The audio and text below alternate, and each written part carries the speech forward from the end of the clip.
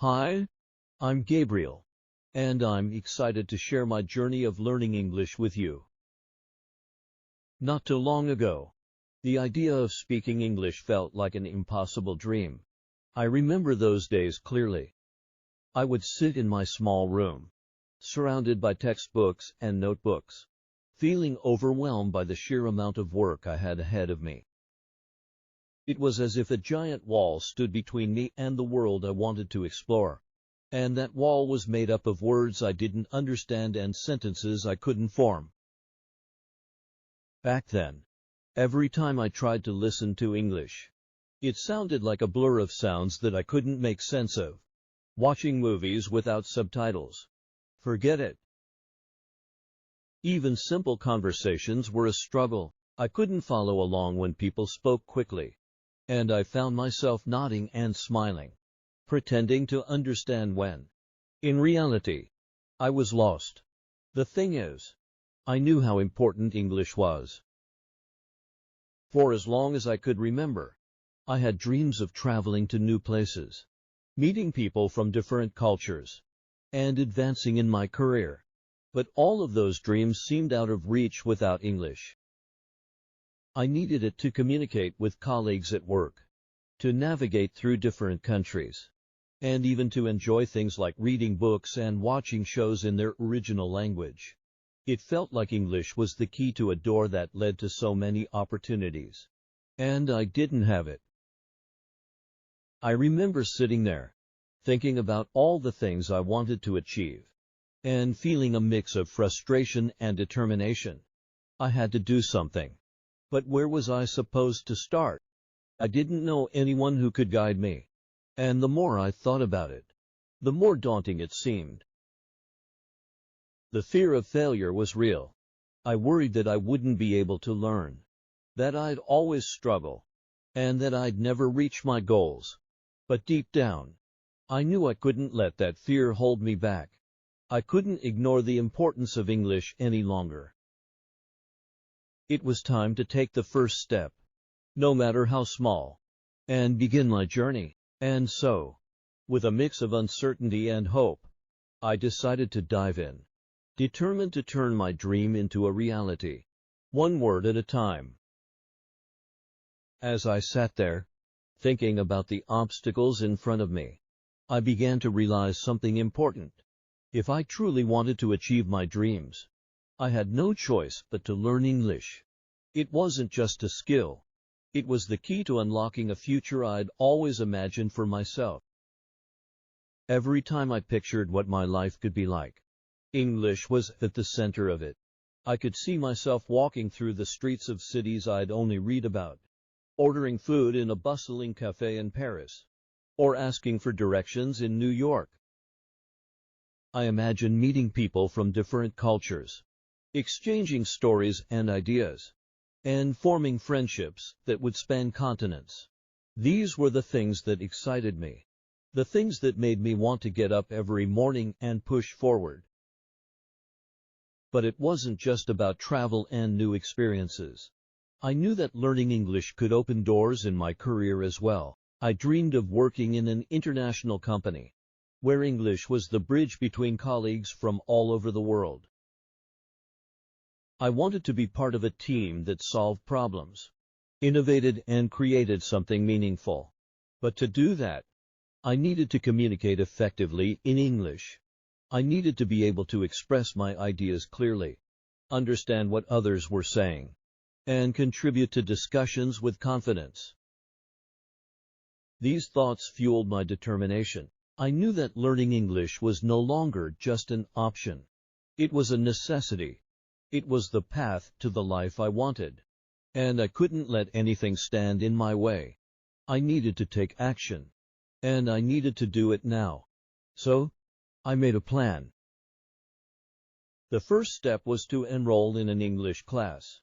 I found a local language school that offered evening courses, perfect for fitting into my schedule. The first day of class was nerve-wracking. I walked into the room, feeling like a fish out of water, surrounded by other students who seemed more confident, more prepared. But I reminded myself why I was there. This was the first step on my journey, and I couldn't let fear stop me. Next, I bought a few books that were recommended by my teacher, simple grammar guides, vocabulary books, and a couple of short novels written for beginners. I spent my evenings and weekends poring over these books, trying to absorb as much as I could. It wasn't easy. The grammar rules were confusing, the vocabulary overwhelming, and every sentence I read felt like a puzzle I couldn't quite solve. I knew I needed more exposure to the language, so I turned to the internet. I started watching English videos online, everything from tutorials and documentaries to interviews and movie clips. But at first, it was like trying to tune into a radio station with poor reception. The words flew by too quickly, blending together into a blur of sounds that were impossible to decipher. I'd pause and rewind, trying to catch individual words, but it was frustrating. My brain wasn't used to processing English at that speed, and it felt like I was drowning in information I couldn't grasp. Despite the challenges, something inside me wouldn't let me give up. I reminded myself of my goals, the places I wanted to go, the people I wanted to meet, the career I wanted to build. I knew that every minute I spent struggling with English was a step closer to making those dreams a reality. I was determined to keep going, no matter how difficult it seemed. I understood that learning a language wasn't going to happen overnight, but I was willing to put in the effort. Each day, I pushed myself a little further, knowing that one day, it would all start to make sense. And so, with each video I watched, each page I turned, and each class I attended, I felt a small spark of progress. It was slow and often frustrating, but I was moving forward. I was on my way to becoming the person I wanted to be, and that was all the motivation I needed to keep going. As the days turned into weeks, my motivation became a powerful force driving me forward. Each time I felt overwhelmed, I would close my eyes and picture myself achieving my goals. I imagined standing in a meeting room, confidently presenting my ideas to colleagues from around the world. I saw myself sitting in a cozy cafe, chatting with new friends I had made while traveling, our conversation flowing effortlessly in English. These visions of my future weren't just daydreams. They were my fuel. I started setting small goals for myself. I challenged myself to learn 5 new words every day, to finish reading a chapter of my book without looking up every other word, and to understand just a little bit more of each video I watched. It was these small victories that kept me going. Every time I learned a new word or understood a phrase without needing to translate it in my head, I felt a surge of pride. These moments reminded me that progress, no matter how slow, was still progress. But there were still days when doubt would creep in, when I would question whether I was truly making any headway. On those days, I would remind myself of why I started this journey. I wasn't just learning English for the sake of it. I was doing it to build the life I wanted. I was doing it for the future I dreamed of, for the opportunities that were waiting for me on the other side of this challenge. In those moments of doubt, I would also look back at how far I'd already come. Even though the road ahead was long, I had already taken the most important step, the first one. And as long as I kept moving forward, no matter how slowly, I knew I would eventually get to where I wanted to be. With that thought in mind, I pushed forward, more determined than ever, to conquer the language that once seemed so out of reach. The first few weeks of my English learning journey were some of the hardest I've ever experienced. I knew it wouldn't be easy, but nothing could have prepared me for the reality of just how difficult it was to break through the barriers of a new language. Every day felt like an uphill battle, and more often than not, I found myself struggling just to keep up. Pronunciation, for example, was a constant source of frustration. No matter how many times I listened to a word, trying to imitate the sounds, they just wouldn't come out right. The English TE sound, in particular, was my nemesis. I couldn't seem to get my tongue in the right position, and when I did, it felt so unnatural that I would stumble over my words. I would practice in front of the mirror, repeating words and phrases until my mouth felt numb. But still, the sounds wouldn't flow naturally. I could hear the difference between my attempts and the way native speakers pronounce the words, and it made me feel self-conscious.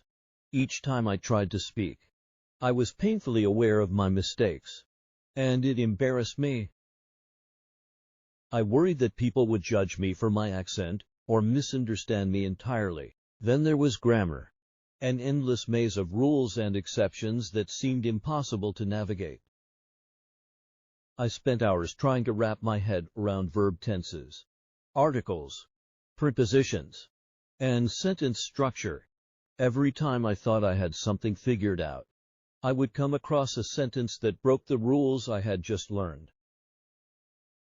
I would mix up my tenses, use the wrong prepositions, or forget the proper order of words. The sheer complexity of English grammar was overwhelming, and I often felt like I was drowning in a sea of rules that I couldn't master. Speaking with others was another major challenge. In class, when it came time for conversation practice, I would freeze. It was as if my brain went blank the moment I tried to speak. I knew the words. I had studied them, written them, and repeated them. But when I needed them, they seemed to vanish. I would struggle to string together even the simplest sentences, fumbling over words and hesitating as I searched for the right phrases. My classmates seemed to find it easier, and I envied their fluency. They would converse effortlessly while I sat there, paralyzed by my fear of making mistakes. It wasn't just in the classroom, either. When I tried to use English outside of class, the same thing happened. Whether I was asking for directions, ordering food, or attempting small talk, I would stumble over my words, my nerves getting the better of me. My heart would race, and my mind would spin as I tried to remember the right words, the right grammar, the right pronunciation, all while under the pressure of a real-life conversation. The fear of saying something wrong or being misunderstood was so intense that I often found myself avoiding speaking English altogether. It was easier to stay silent than to risk embarrassment. There were days when the challenges felt insurmountable, when I would sit in my room after a particularly difficult class, feeling defeated. The progress I had imagined seemed so far out of reach, and I would wonder if I was really cut out for this. Maybe I wasn't as capable as I thought. Maybe learning English was just too hard for me. Those were the moments when doubt would creep in, whispering in my ear that I should give up, that I would never really master this language. But as much as I was tempted to quit, I knew deep down that giving up wasn't an option. I had already invested so much time and effort, and I couldn't let all of that go to waste. More than that, I knew that if I quit now, I would regret it later. I used to wonder what would happen if I tried harder to learn English. I didn't want to regret not trying my best. So, I made a plan to practice every day, even if it was just for a few minutes. I started using flashcards to learn new words and phrases. I carried them with me everywhere and quizzed myself whenever I had a spare moment. I also listened to English songs and tried to sing along. This helped me improve my listening skills and get a feel for the rhythm of the language. Watching movies with English subtitles was another way I practiced. I started with movies I had seen before, so I could focus on the language without getting confused by the plot. I would pause the movie and repeat phrases to practice my pronunciation. But the scariest part was speaking with native speakers.